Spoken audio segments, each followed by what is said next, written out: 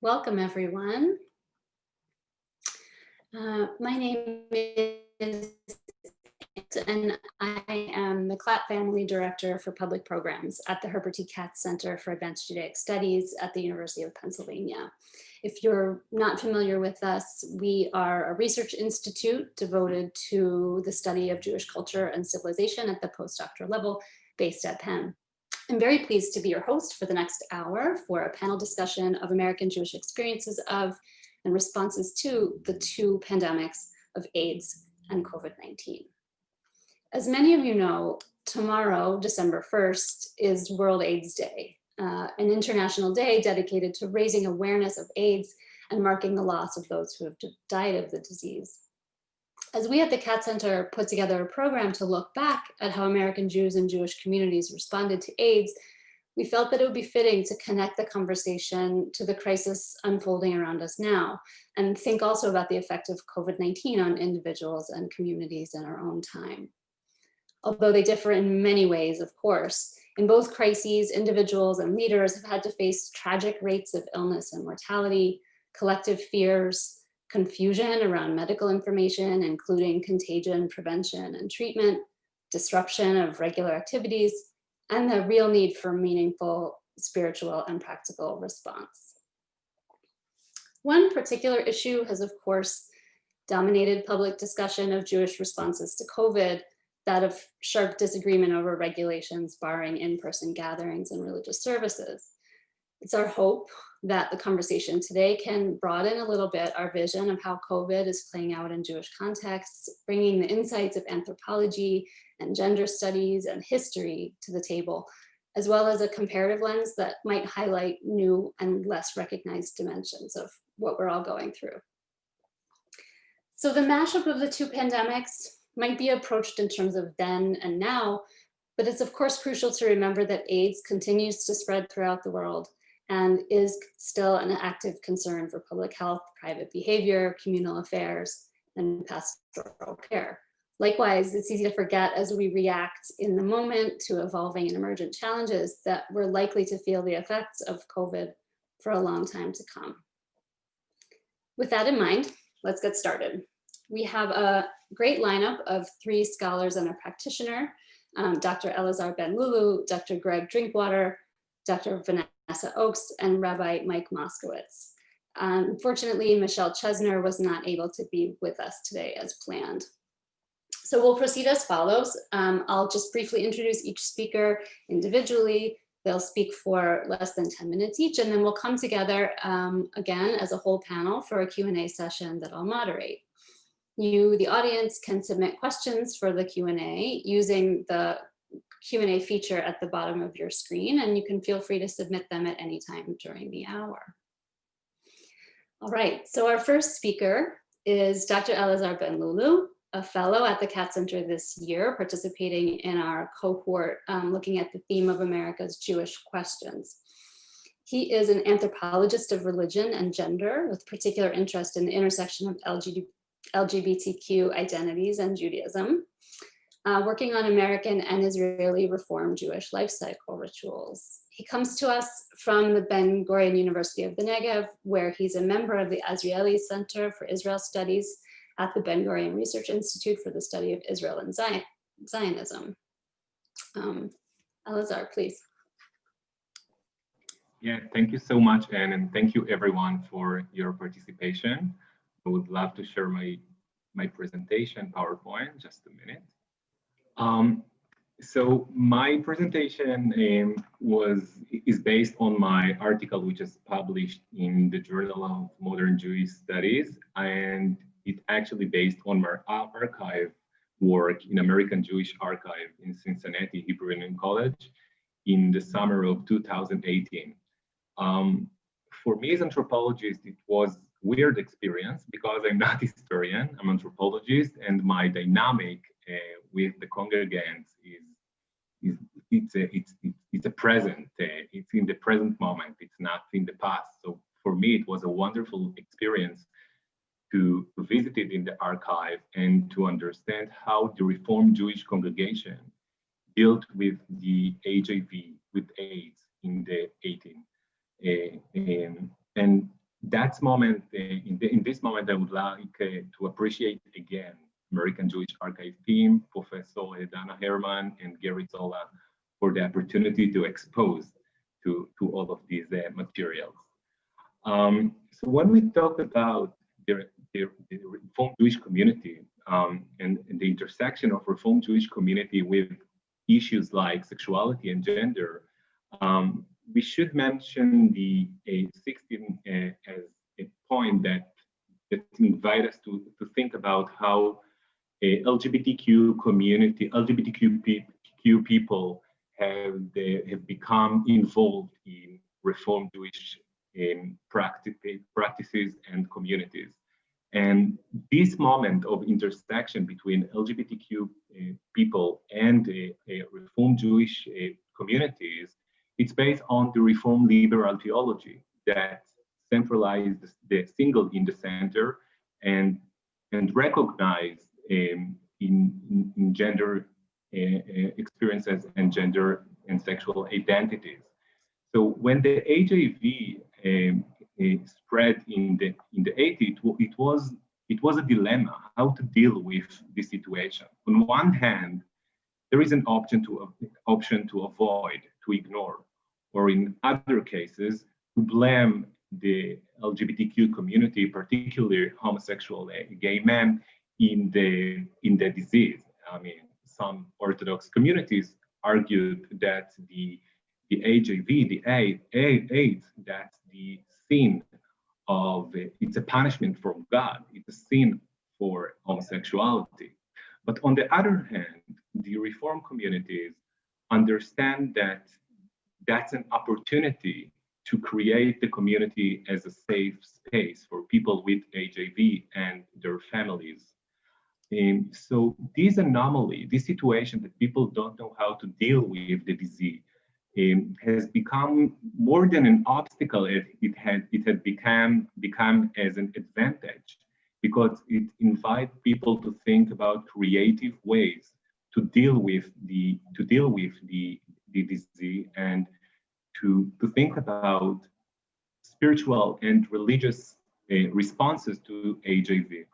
And in 1985, the General Assembly of the Union of American Hebrew Congregation passed a historic resolution calling to abolish discrimination against HIV. And when it's become formal statement, the Reform communities abroad, the Reform communities in the state created different rituals and the rabbis prepared different sermons and the congregation created different services, communal services and educational programs to fight against AIDSophobia. And this ideology, this mission has become more and more popular and invite people to think about the place of LGBTQ in the community and the issues of sexuality and gender in the synagogue. In my lecture, in my 7 minutes, I would like to mention 3 ways of dealing with the disease: liturgical text, sermons of rabbis, and educational programs for youth and also for the community members. Here you can see some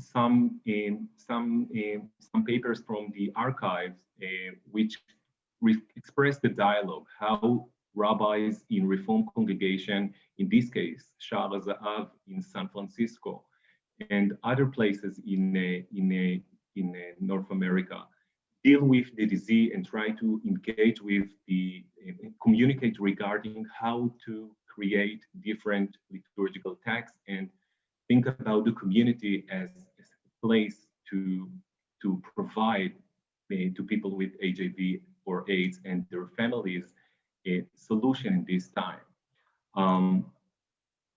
So as I said, I'm gonna focus on three categories: drashot, rabbi sermons, rituals, and educational programs. In this case, we can see Havdalah service of memory and hope. And the rabbis created a special Havdalah. And, you know, if Havdalah traditionally separate between the sacred of the Shabbat and the secular, in this case, it can reflect and express the connection between the death and life. And it's interesting to see how the traditional text was dedicated to people with HIV and people who suffer from AIDS as well. But not only Havdalah or traditional common services were dedicated to people with HIV, but also created new blessings and new texts for this community. And when we see how the text is it's actually open text, the text is charged by different symbols and by different narratives to connect between the people and the tradition, to see the tradition as a treasure of recognition, of a public recognition. The moment that people bless Havdalah or Misha Berach or other blessing, it's a moment that allows people with HIV to feel sense of belonging, not only to the community, but also to the tradition. The congregants and the community point and say, we count you. We know that you are there. As I said, not only traditional blessing like Misha Berach, Kaddish, or Havdalah, but also new textual liturgical texts were provided to the congregants to fight against AIDSophobia, and in this time to include and consider LGBTQ community as an integral part of the moment. The text, the prayer, is a therapeutic performance which allowed to people to deal with the crisis and to remember and to bless the victims and to create moment of memorialization and healing as well. But as I said, not only blessing, but also a sermons. The rabbis feel responsibility to create new sermons every Shabbat services and in the Chagim as well, in the holidays. And the best example is Yom Kippur. Think about the moment of Yom Kippur, of Kol Nidre, that all the congregants gather together in the sacred moment, and then instead of to talk about the connection and the relationship between God and the single, God and the individual, the rabbi connect between the situation to the tradition. The biblical, the traditional spectrum become more and more relevant to the situation, and the congregants feel a sense of responsibility to the moment. But not only sermon, as I said before, but also different communal services which reflect how people feel solidarity, express solidarity to other congregants and to the families. And here is example to create a recipe book. But of course, this book it's a political book, yeah, because people not only donate money by buying the book. It's a moment that they declare on their position. They have become a political agents when they donate the money, when they bless, and when they participate in different services. Here it's another option that the community created a quilt for people with HIV, and think about how to combine Jewish symbols to the quilt, like a Shabbat candles, menorah, talit, a shul, and think about how to become integrate with the general discourse, because the Jewish community is not live in vacuum, but also create engagement and negotiation with the public society. So in my 9 minutes, I try to explain how the Reform as liberal theology, as a liberal congregation, try to provide a safe space for people with HIV and their families by creating diverse blessing, by creating workshop and educational and communal services, and of course by sermons, Rabbi's sermons for Shabbat and for the holidays as well. Thank you so much.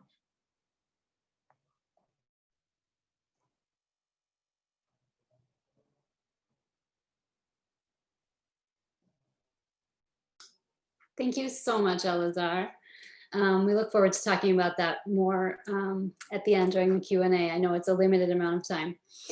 Next up, I would like to welcome Dr. Gregg Drinkwater, a lecturer in History and Jewish Studies at the University of Colorado Boulder.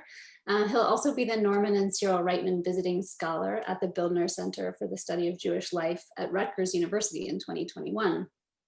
Gregg's research focuses on sexuality, gender, and Judaism in the modern US, and he's the co-editor of Torah Queries, weekly commentaries on the Hebrew Bible. Thank you, Gregg. Thank you for having me, and thank you for arranging this. So I'd like to start by giving folks a sense of the scale and scope of the AIDS epidemic from the 1980s forward. In the early years of AIDS, roughly 150,000 Americans acquired HIV each year. From 1981 through 1990, over 100,000 Americans had died from AIDS. And by 2000, that number had grown to 448,000. 79% of those with AIDS in the early years were men, and more than half were infected with HIV through male-male sex. The vast majority of people diagnosed with AIDS were aged 20 to 49. The introduction in the mid-90s of highly effective antiretroviral therapies caused the number of new AIDS cases and deaths to drop dramatically, although new HIV transmissions continued at a steady pace. And today, men who have sex with men represent about 70% of all new HIV diagnoses in the United States. And globally, about 38 million people are currently living with HIV, and about 32.7 million have died of AIDS since the start of the epidemic. In contrast, we've seen a total of about 13.5 million people officially diagnosed with COVID-19 in the US, and about 267,000 deaths as of today. Globally, we're at just under 63 million reported cases and 1.4 million deaths. So I recently discussed the AIDS epidemic in a queer US history class that I'm teaching at the University of Colorado. And as I started giving my students some of the numbers that I just gave you, I quickly realized that with all of them living through the COVID pandemic, the numbers of AIDS deaths during the height of the AIDS crisis in the US likely felt notably less shocking than they might have been to students just a year or two ago. So why frame HIV/AIDS as a core trauma for an entire generation of queer people in the US? I explained to my students that COVID cases and deaths are widely and broadly distributed across the country and across all demographics. Although, of course, we know that older people and people with certain health conditions are at much higher risk for death or a complicated course of the disease. But in the 1980s and early 90s, AIDS was largely centered around two highly stigmatized populations: gay and bisexual men and IV drug users. And it was largely urban. AIDS absolutely ravaged gay urban neighborhoods, rippling through communities of gay and bisexual men like wildfire.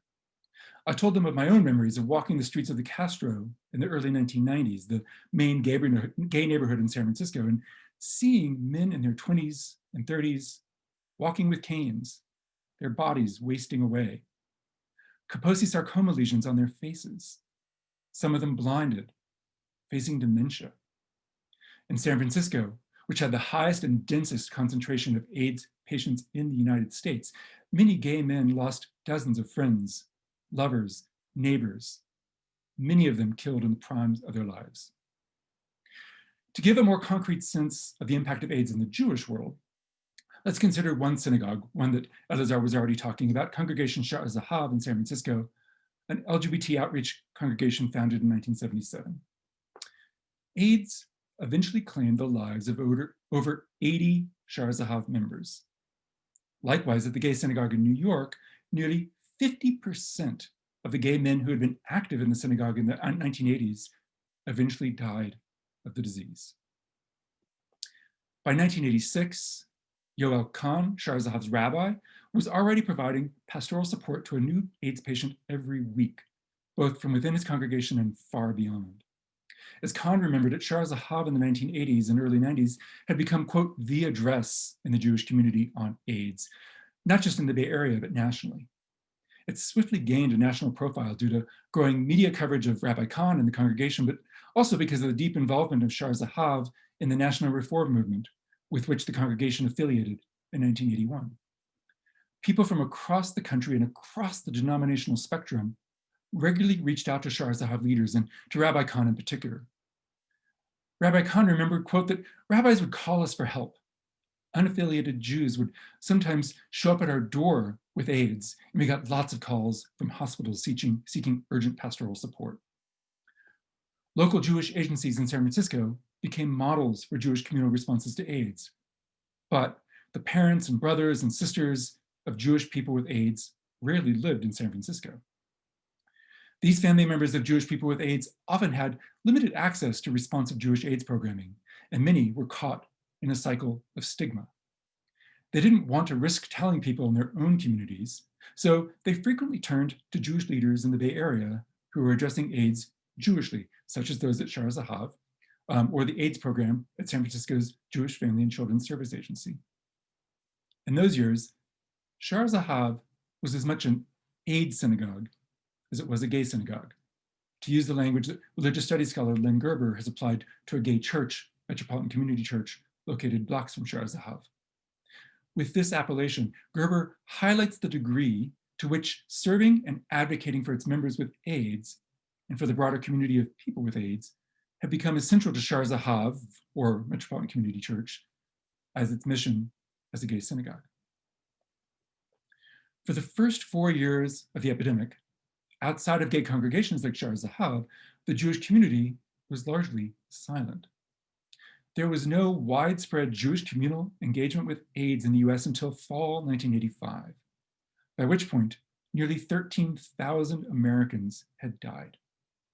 That fall, at the Reform Biennial Convention in Los Angeles, the Reform movement took up a resolution on AIDS that had been written and proposed by members of Shar Zahav. The resolution called for increased funding and for resources, quote, in a manner consistent with the urgency of this human crisis. It also called for laws to prohibit discrimination against people with AIDS and their families.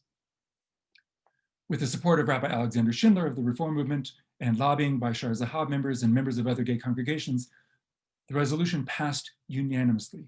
It was among the earliest proactive political statements on AIDS by a major national religious body in the United States, not just Jewish organization. It inspired sympathetic members of Christian groups across the country to actually circulate this reform resolution among their own congregations, with this Jewish resolution thus becoming part of an emerging religious consensus on AIDS among liberal-leaning religious communities broadly. At the national level, the Reform movement led the charge among Jewish movements and among national religious bodies in the US generally. But other national Jewish movement bodies stepped up as well, with, for example, the conservative movement's rabbinical arm, the Rabbinical Assembly, calling for compassion for people with AIDS and their families in a resolution passed in 1987. And the congregational body of conservative Jews distributed information packets on AIDS to affiliated congregations a year later in 1988. The Reconstructionist movement passed a resolution on AIDS in 1988, very similar to what the Reform movement had passed. And throughout the 1980s, some Orthodox rabbis and communal leaders supported the expansion of services to people with AIDS through their involvement with Jewish social service agencies, while some Orthodox rabbis refused to participate in Jewish burial rituals for people with AIDS, publicly condemned AIDS activism, or even resisted visible AIDS education programs. Nevertheless, by 1988, the Orthodox Union had called for increased funding and research to combat AIDS, and multiple national Jewish groups not affiliated with any movement, such as the American Jewish Congress, American Jewish Committee, Hillel International, BBYO, Council of Jewish Federations, and the New Jewish Agenda had all issued national statements or put AIDS on the agendas for their national conferences and disseminated AIDS information to their members in the late 1980s. At the local level, many gay and lesbian congregations created Bichor Cholim committees to care for and comfort the sick. They raised funds for people with AIDS, they created speakers bureaus, and many began offering special services for people with AIDS and their loved ones, also offering new prayers, blessings, and services focused on AIDS and on healing. Jewish social service agencies in cities such as New York, Atlanta, Detroit, Denver, Baltimore began integrating AIDS services into their existing programs. And an even larger number of local Jewish agencies offered regular or one-time educational events and materials such as speakers bureaus, conferences, trainings, the mailing of information packets on AIDS. And synagogues across the country encouraged members to volunteer for AIDS-related initiatives or to donate funds. So this is just a quick taste of Jewish responses to AIDS in the Jewish world, and we'll talk more about it in the Q&A. But I wanted to give you that general overview so you have a sense both of the scope of AIDS, but also a sort of broad general sense of what Jewish communities were doing. Of course, there are many details that I left out, but that gives you a sort of macro idea. Thank you.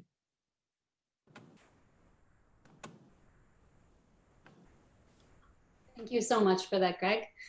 Now I'll introduce Rabbi Dr. Vanessa Ochs, who is a professor in the Department of Religious Studies and a core member of the Jewish Studies program at the University of Virginia. She researches new Jewish ritual, Jewish feminism, and Jewish material culture.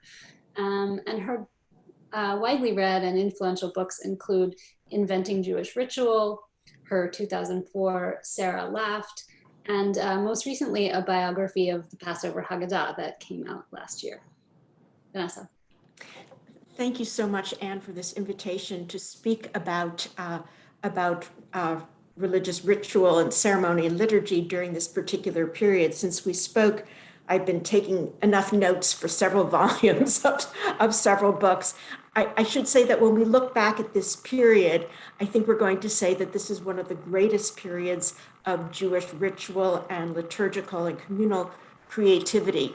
Not to say that there haven't been failures along the way, and that's part of being creative ritually is to dare to fail. I think of one Kabbalat Shabbat Friday night service in a parking lot of a church in my community, using people's radios in order to hear the proceedings. But there have been incredible successes, and I also think that the definition of a success isn't will the ritual continue afterwards. Some of these successes are relevant to just now, although I certainly do hope that large congregations will continue to make their high holiday services available free online for everyone to tune into. It was an incredibly generous gesture that held people together. In narrating a new ritual, there's always a complex story of trying to unearth the backstories, the messy stories, and to figure out what are all the constituent elements behind behind the new ritual and the period in which they're being created. Certainly, addressing this period, it is a time of urgency, and that urgency has catalyzed creativity, and not just technological creativity, and has also catalyzed cooperation between Jews and other Jews, between clergy of different denominations, and also the cooperation of rabbis, doctors, and health officials.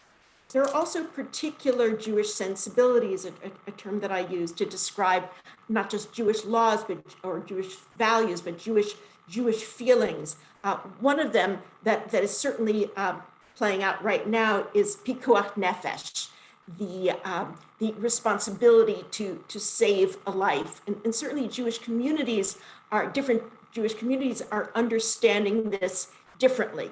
Some might define what it means to save a life as following the laws of the land, in the term dina de machuta dina, that the laws of the land are the law, and if the CDC says to observe your congregational practice in a certain way, you do it. I think other communities are understanding pikuach nefesh in terms of something that's a theological concept of you will survive now, you will be healthy now if it is the will of God, which is somewhat complicated. Another factor which plays out in this period of creativity is the sensibility of what I call havdalah, making distinctions.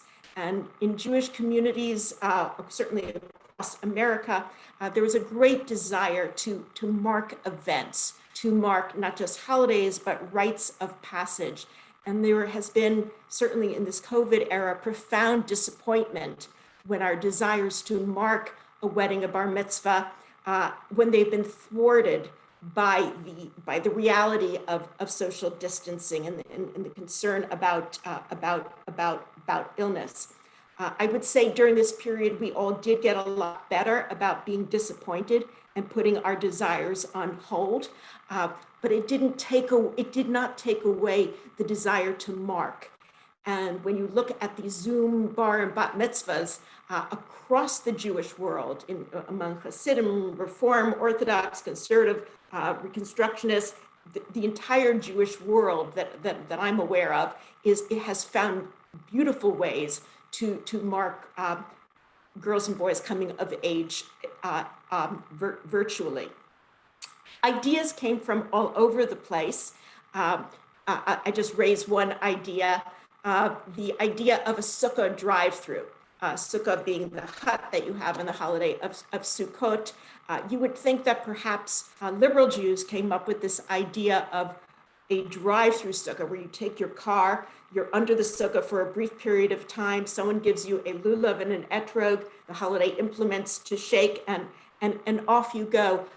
In fact, to the best of my knowledge, this ritual practice goes back to a Chabad in Florida, a Hasidic community in Florida. And this year, during Sukkot, during Chol HaMoed, the intermediate days of Sukkot, one Chabad group turned their drive-through sukkahs into fabulous carnivals. And I quote newspaper report in Ohio. Attendees driving through launched balls at citron yellow bowling pins, threw darts resembling branches, and drove under a large sukkah decorated with grabbable candies inside.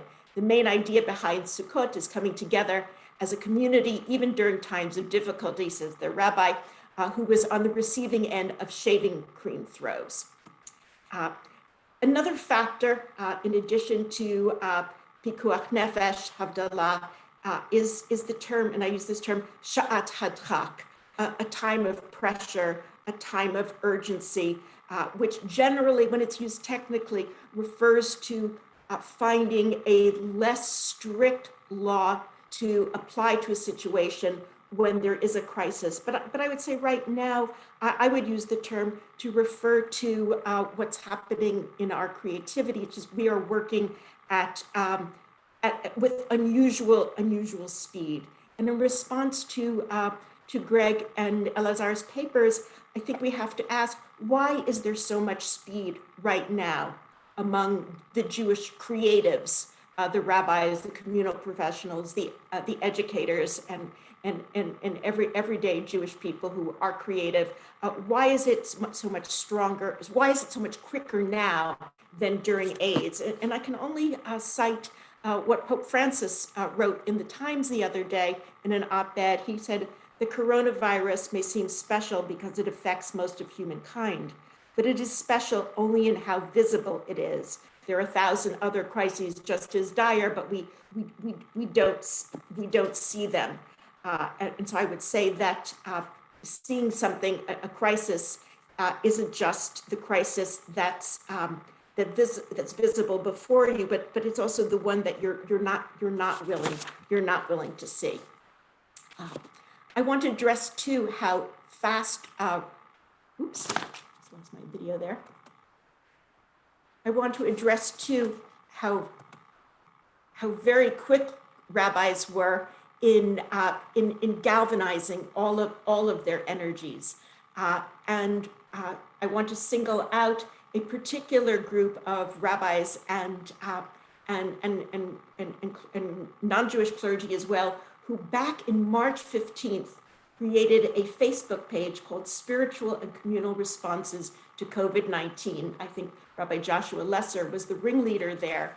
And from the very start, Jews and Christians and Muslims were coming together to find values-based approaches to creating compassionate responses for their communities and offering moral support for each other.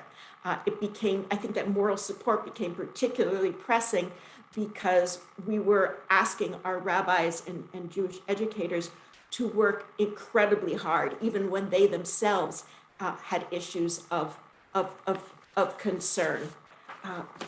I would just conclude and note that just today, a group called Bayit, which I believe Rabbi Mike Moskowitz is part of, put out a liturgy for Hanukkah, which includes blessings for each night.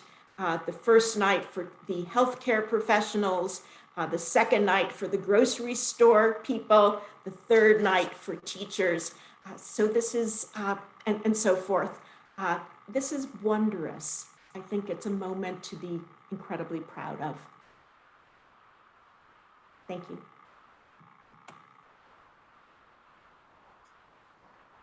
Thank you, Vanessa.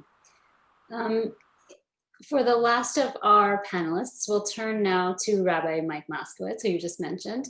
Rabbi Mike is the scholar in residence for trans and queer Jewish studies at Congregation Beit Simchat Torah, the world's largest LGBT synagogue. Rabbi Moskowitz has 3 ultra-Orthodox ordinations.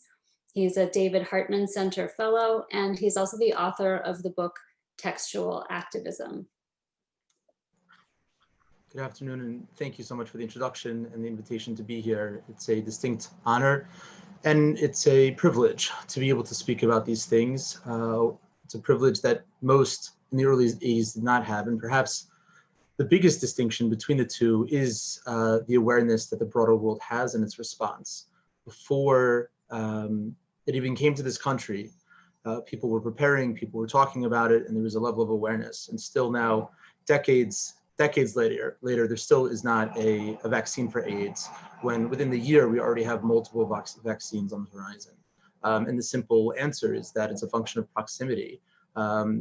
Justice is never about just us. And because people of privilege and people of means and people in the majority are affected by COVID, it's something that's being dealt with. When those who are in the margins, for those who are erased and whose identity itself is even questioned, it's not only not a priority, it just doesn't exist. And that's what King David says, Hamanti keni adaber, that when we're not able to even talk about something, it loses its connection to reality. Unfortunately, the reality in the CBST community and Congregation Beit Simchat Torah is that it's not a day on the calendar that we reflect on the tragedy of those lost and the silence of both the broader Jewish community that took years to be able to respond, and also the political broader world that took even longer to respond. But it's every single day. In those early years, as was mentioned, over 40% of the congregation died as a result of AIDS. There was not a person who came to synagogue on the Sabbath that themselves was not sick, was not supporting somebody who was sick, was not in mourning. And I think one of the lessons, perhaps the most important lesson that the community learned from that AIDS experience was the need to have community. And part of community is being able to carve out a sanctuary of joy. In those years, the Sabbath service was not a memorial. It was a time to be able to come together, to remember what it was like to feel alive. In those moments, and really for the first 5 or 6 years, nobody could even had a vision that there might be a time that there was going to be a life without AIDS, where it wasn't a death sentence. In 1981, in the summer of 1981, CBST had already lost its first member. There wasn't words yet for it. There wasn't even yet words that would then be replaced with HIV and AIDS. It was just a list of symptoms. In our archives, which Rabbi Sharon Kleinbaum has preserved and expanded through the years since she came on in the early 90s, details what people were responding to in terms of symptoms. But it was a death sentence. People lived 6 months, some 12 months. A person made it more than a year. It was already considered to be, kind of a long-term survival rate. And now we have many people who are aging with HIV. We have weekly, before COVID, we We had weekly counseling sessions, and also it's a testing site. Just like in the AIDS epidemic, through other local organizations, GMHC in particular, there was a buddy system that anybody who was living with AIDS would have somebody to check in on them and to try to support them. So too today, our congregation has 85 volunteers that are connected with every single member of the community to check in with them. We have a lot of people who are aging alone, and part of life is just a level of uncertainty. People then didn't know what was going to be, and people today also don't know what's going to be. But doing that in community, where you know that you're not alone, and if God forbid something happens, you're not going to be dying alone, is something that the community has learned and really developed. That sense of community, that even though we are separated physically, we are not alone. And that is part of not just the human condition, but it's really part of the divine, that it's not good. The Medrash, some of the early rabbinic sources tell us that the emptiness and void in the Genesis narrative was actually God's loneliness. And that being that we're created in the image of God, it's not good for us to be alone because it's not good for God to be alone. And unfortunately, when we make distinctions between these children of God and other children of God, or we remove that, so then we dehumanize them, and we also remove that kind of spiritual both motivation and fervor that comes with spiritual practice. To try to say that more simply, if we want to have a relationship with God as a parent, our tradition teaches that we need to love all of God's children as our siblings. And again, as a function of proximity, it's very easy to dehumanize somebody from a distance. As a proof text, Jacob's brothers, the verse tells us, saw him from a distance and sought to do him harm. And so part of this work is about destigmatizing it, about making it front and center, that it doesn't have to affect me personally for me to be pained by it, that if there's somebody suffering somewhere, that's on us as a community to have to answer for. And so one of the things that I myself have done whenever I, before COVID, would travel to communities to speak, I would try to get tested for HIV to both bridge the local community members with those people locally who are conducting tests. And even though I am in a monogamous exclusive marriage to my wife, it's important to know your status. And when straight people in particular get tested, when rabbinic leaders, when clergy, when lay leaders get tested in ways which are public, nobody has shame in getting a COVID test, because it's important to know whether or not you're affected, to be able to know how to interact with other people. So the HIV and AIDS is no different. It's no different in terms of knowing your status. And it was also been one of the problems in the ultra-Orthodox community in particular, but we need to be able to see protecting other people's physical well-being as part of our spiritual obligation. If the CDC suggests 6 feet as the way in which we social distance, that needs to be halachically a minimum. That 7 feet is a bigger mitzvah. If you're supposed to wash your hands for 20 seconds with soap, so then 25 seconds is a bigger mitzvah. Within traditional Judaism, we have redundancies in the system because we want to make sure that we're fulfilling our obligation. If we would look at social distancing as a spiritual practice, right, and we would be able to try to feel that intensity of, I have to make sure that I'm protecting myself because there's a biblical responsibility. I have to make sure that I'm protecting other people because there's a biblical responsibility. Then the conversations around these types of artificial framing of religious observance in opposition to kind of these standards from the government wouldn't be a conversation. Maimonides writes in the laws of Shabbos that that only a heretic could put these two things together, to such an extent that both the Jerusalem Talmud and the Babylonian Talmud put the onus on the rabbinic voice, that if somebody asks on the Sabbath if it's permissible to transgress the Sabbath in order to save somebody's life, there's different languages. Either it's a murderous person or it's just something that's revolting, but the blame is placed on the rabbi, that the rabbi has not yet made it clear, abundantly clear, to that community that we prioritize the well-being of others, not in lieu of spiritual practice, but as spiritual practice. So that if somebody even has to ask the question, it means that the rabbis haven't been doing their job. And so the lesson perhaps that we need to take with us is that we are all responsible, not just that we're protected, but that we make sure that everybody is protected. And part of what that means is depoliticizing this, that this should not have anything to do with one's political views. That this is about humanity. This is about the godliness that exists within every single human person. The most pronounced identity of any human being, rabbis tell us, is that of being created in the image of the divine. And the more that we're able to elevate that that image, the more we take the responsibility to make sure that a person is able to live a life of divine practice by being healthy and being happy. So thank you again for this work and for this opportunity to amplify the voice of those who perhaps don't have the means or the platform to be able to tell their stories. Thank you so much for that, Rabbi Mike. I'm going to invite all of our panelists to turn on their video and join us in a speaker gallery here, and invite audience members to submit your questions or your comments that you'd like the panelists to speak to using the Q&A function. While we give people a few minutes to think about that and to submit some questions, I want to start out by throwing out a question to all of you.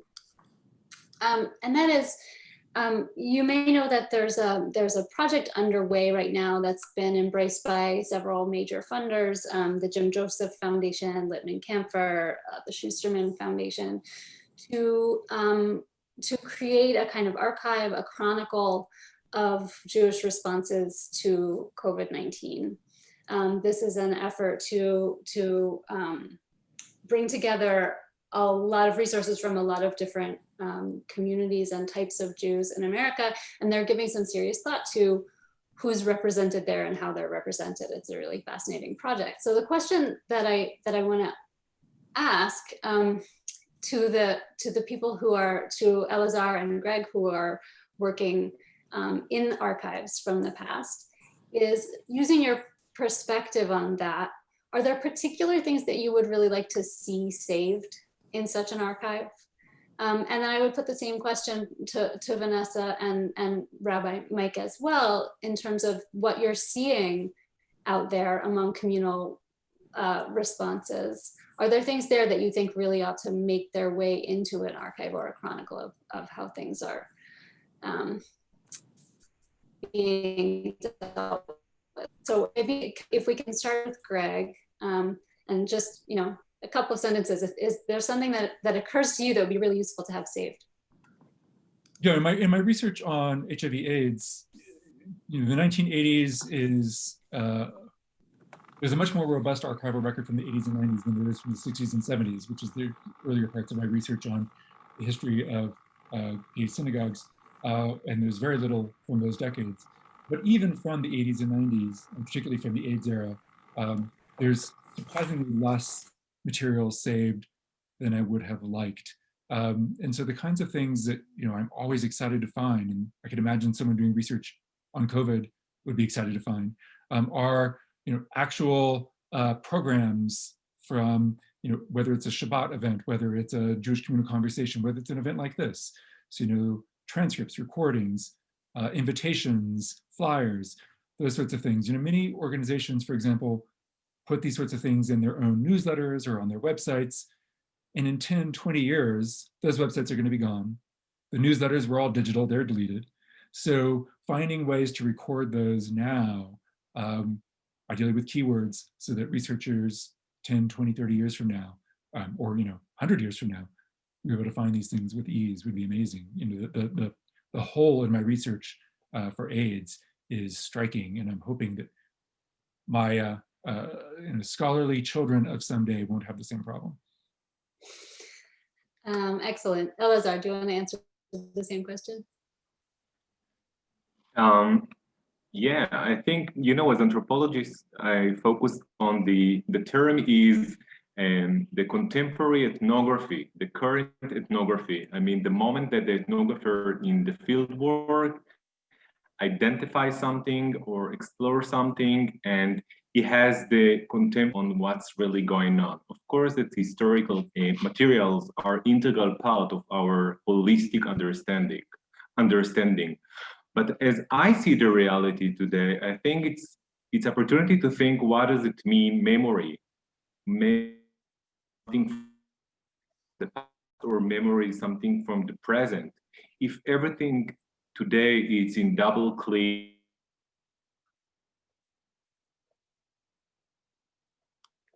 Facebook for COVID-19 victims, so the category of memory reconstructed. and it gives us the opportunity to think, what does it mean in memory, and how people create different ways of memorialization in these digital in virtual space. So, you know, in retrospective view, of course, that I always ask myself why people why they decided to save these particular materials, and of course that it's something that I have to consider when I see the results, when I see the folders.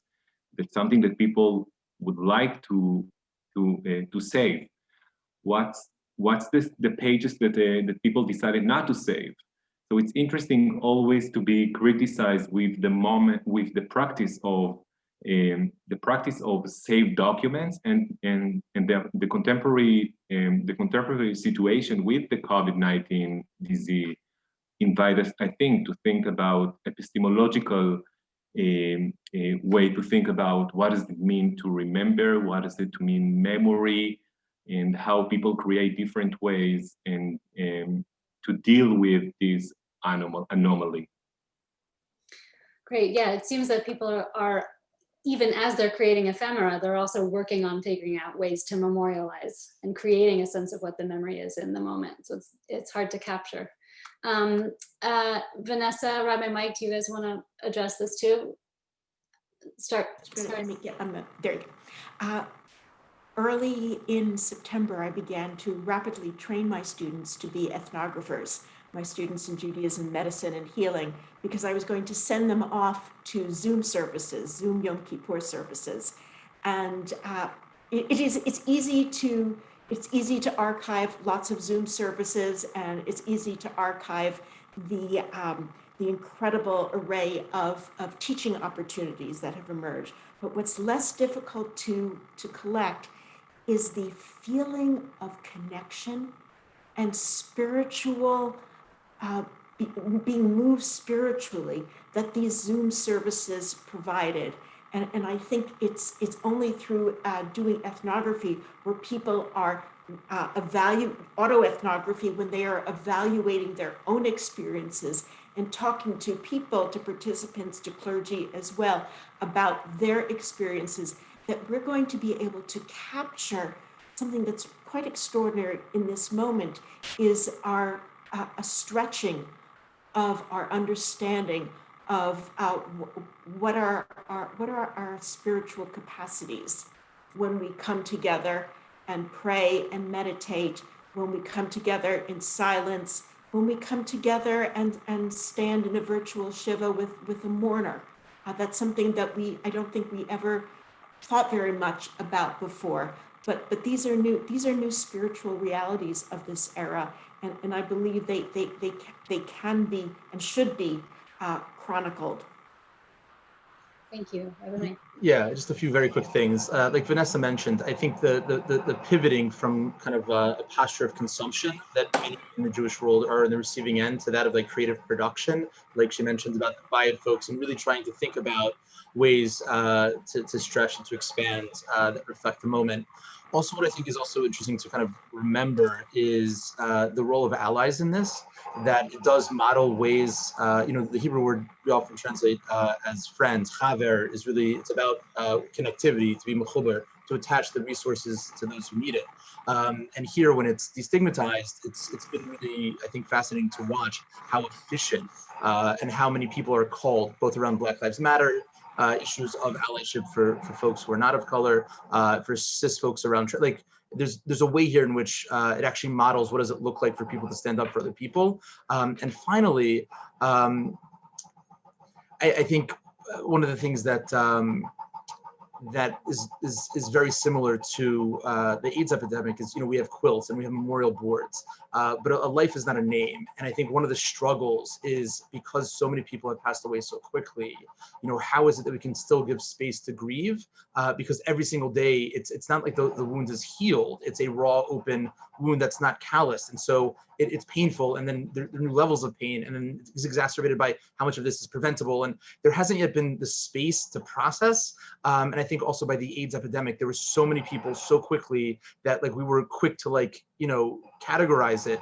But just like the language around the gender experience and queer experiences are never as expansive as those experiences themselves, there's just a lot of work in recognizing that whatever we can remember, it's just kind of a placeholder for what was.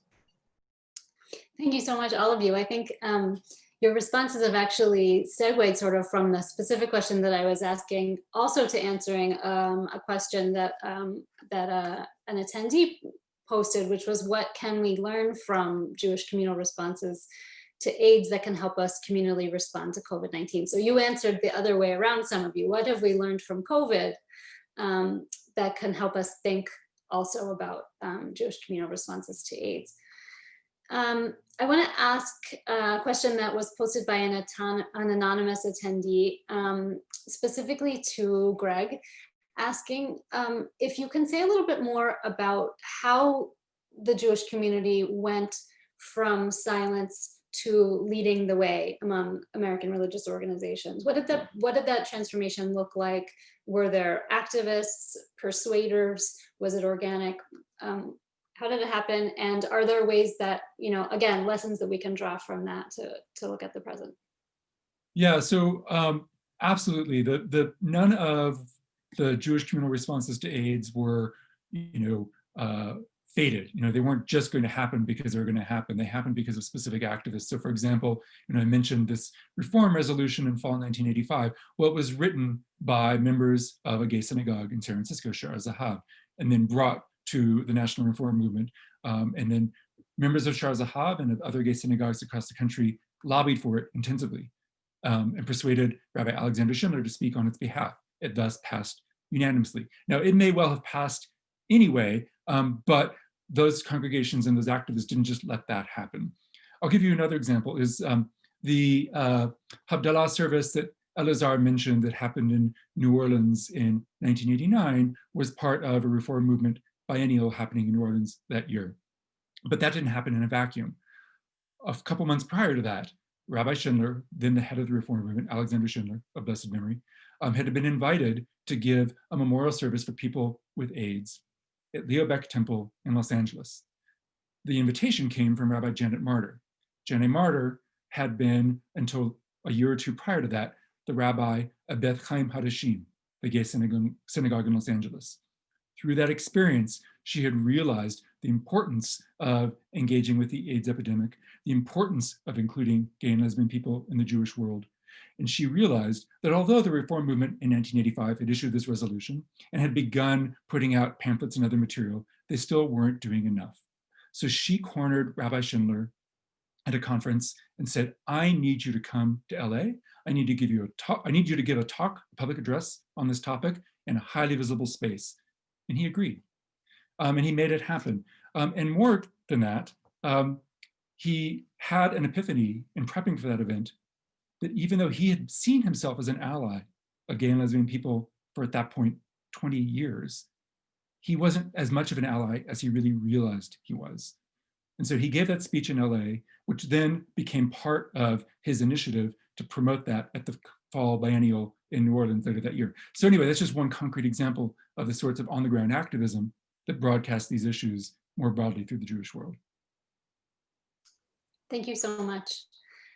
We are almost out of time. I do want to give take the chance to raise one last question, which is being asked in a couple of different ways by attendees. And it has to do with the issue that I raised at the beginning that's on everyone's minds about people among Jews, which is also happening in other religious communities, not wanting to avoid public gatherings. The specific question that was asked, so not in to get a lot of the disagreements that may be hard to talk about here in this forum. The specific question that was asked by Ava, I think, is an interesting one. She says, how does a layperson explain that behavior to friends and colleagues? How can you explain to someone who's not Jewish or who is a secular Jew how that's coming about and why some Jews are refusing to gather. And I wonder if there's a way that we can talk about it that has to do with the meaning of such gatherings rather than a kind of political conversation. Rabbi Mike, do you feel equipped to address that, or Vanessa? Well, I feel equipped, but if Vanessa wants to speak to it. We can hear, let's hear from both of you, but maybe. Yeah. Mike, why don't you go first? Great. So I would say the first thing to recognize is that you can't confuse Jews with Judaism or even rabbis with Torah. No one person is ever the representative of the Jewish community because there is not a Jewish community. Even represented here are many. And so I would say particularly in communities that are insular and would ideally like to be hermetically sealed, there's simply not the access to information, and therefore people cannot make informed decisions. So one way to look at this is that that the people who are out in the street, right, 15-year-olds in the Hasidic community are not more mature or developed than 15-year-olds anywhere. So this is the trouble that young people get into to be able to kind of get out and to find things they should not be getting into. I think theologically, even from the top down, in most places, there's been a clear, maybe not clear enough, but from, I would say, most rabbinic voices, there's been clear rules that they might not agree on exactly, how many people, a better percentage as opposed to a flat number, but that recognizing that we have a responsibility to take care of people. But in those communities also, more broadly, there's a suspicion in general against science and vaccines, which again, the Torah tells us that we have to listen to doctors, whether it's about these things or it's about trans health. We have a responsibility. The Aruch HaShulchan even says that the reason why the verse is framed the way it is that a person could say, like, how are we supposed to know in any given moment that what we're doing is correct? Maybe 5 years from now, we're going to learn that really smoking is right. So the Aruch HaShulchan says that when God says, why did you do what you did? The response is because this is what the doctor said. And so we have a responsibility to listen to science, and it's not complicated, but whether it's around welfare fraud or the Children's Victim Act, there are always people who kind of make a certain amount of noise by being in spaces that they shouldn't be in. So I guess the question that I would want to raise in response to this question is, in what respect can we all be responsible for each other? I'm very aware of the teachings that the Jews turn to in terms of the need to take care of one's health, the need to turn to doctors and sciences, and the Torah obligation to do so. But we do see, as we're all quite aware, we do see many communities in which there is antagonism between the community and the health authorities, and there's a desire to do things secretly or to push things to the limit, and not washing your hands 25 seconds, but not washing your hands the full 20. And something that I wonder about is how do we, as academics, as pluralistic rabbis, as scholars, what are the resources that we have at hand to work in the province of public health, how can we use our understandings of how particular religious communities function, and during pandemics, what resources do we have working together that would potentially be effective? Thank you so much. Can I add something? Oh, of course, Elazar, go ahead. I think and I want to connect it to another question regarding what do we can learn about our treatment to HIV and how our response to HIV can give us understanding regarding COVID-19.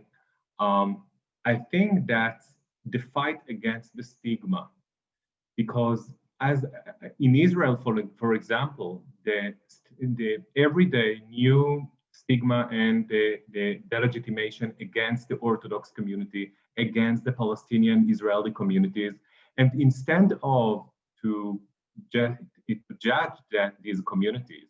And for example, in this moment that someone see the Orthodox person who who doesn't follow the rules, and instead of the moment of judgment, I think it's more important to ask, what does it mean for you to believe in God, or why it's important for you to celebrate a ritual? In the Arabs village in Israel, rituals continues, and instead of create new stigma and fight and write bullying on networks against Palestinian people or Orthodox people, just try to understand the importance of spiritual or religious beliefs, faiths, and performances instead of automatically write new posts against this population, especially when we talk about disease, when we talk about pandemics that along the history, marginal groups suffer from delegitimation. And in this case, gay men who suffer from delegitimation because unsafe sex. Okay, unsafe sex, that's something that gay men did, but it's not the problem of the gay community. It's the problem of the heterosexual community who preserve the closet and delegitimize homosexual sexuality. So this moment of encounter between the people in the moment of judgment, it could be, instead of judgment, a humanistic moment of reflection, of sharing who is the other and what I can know about the other by this moment. Thank you for that. I find that notion of stigma a really helpful way of thinking about how we're responding to different kinds of people and their behaviors in terms of both pandemics. I am so sorry to say that we have reached the end of our time. I know there are questions that are going unanswered, but that's, as always, that's just a sign that there's a lot more that can be said and asked and explored about these rich topics and the presentations and comments that you guys have brought. So I want to thank again all of our panelists and the staff at the Cat Center who helped to make this happen. And I wish everyone a safe and warm and happy winter.